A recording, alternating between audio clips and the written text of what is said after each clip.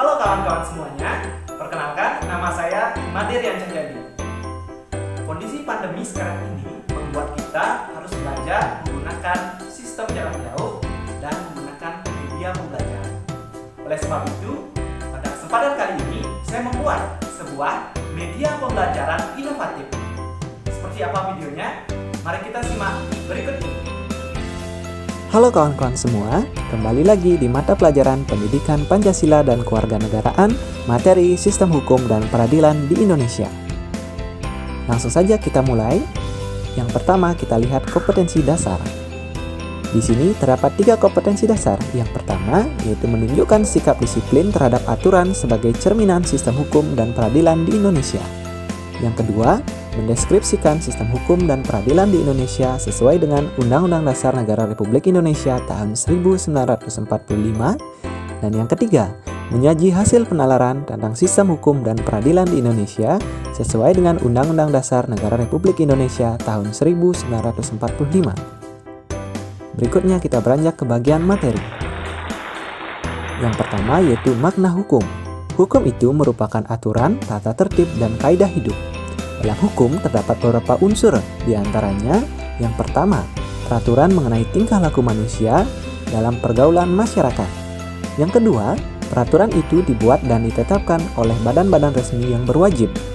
Yang ketiga, peraturan itu bersifat memaksa. Dan yang keempat, sanksi terhadap pelanggaran peraturan tersebut adalah tegas. Yang berikutnya yaitu tujuan hukum. Ada 3 tujuan hukum. Yang pertama, mengatur segala tingkah laku manusia agar terarah ke hal yang positif dan tidak merugikan diri sendiri maupun orang lain. Yang kedua, mewujudkan keadilan sosial bagi seluruh rakyat dan setiap orang yang tinggal di negara tersebut. Dan yang ketiga, membangun kesadaran dari setiap orang tentang pentingnya sistem hukum yang berlaku di negara tersebut. Berikutnya, kita akan membahas mengenai tata hukum di Indonesia.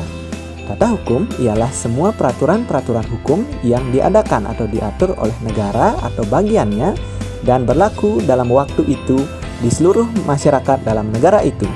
Pada saat berdirinya negara Indonesia dibentuklah tata hukumnya.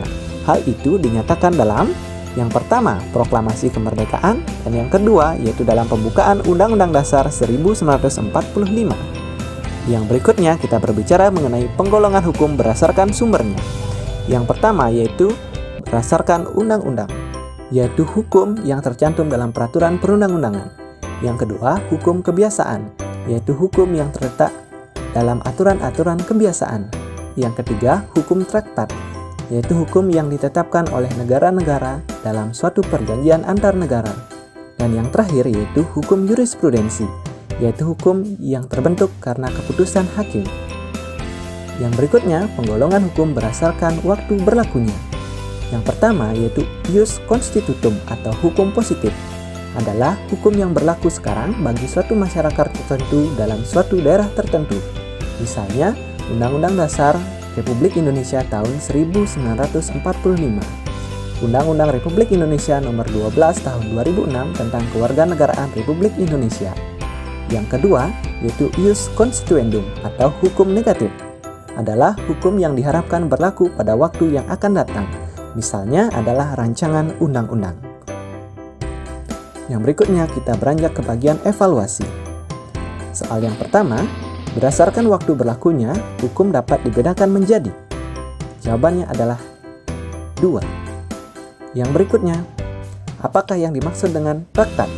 Jawabannya adalah C. Berikutnya, yang bukan merupakan unsur-unsur hukum adalah. Jawabannya adalah D. Oke kawan-kawan, sekian untuk mata pelajaran kali ini. Semoga kawan-kawan tetap semangat belajar ya. Terima kasih.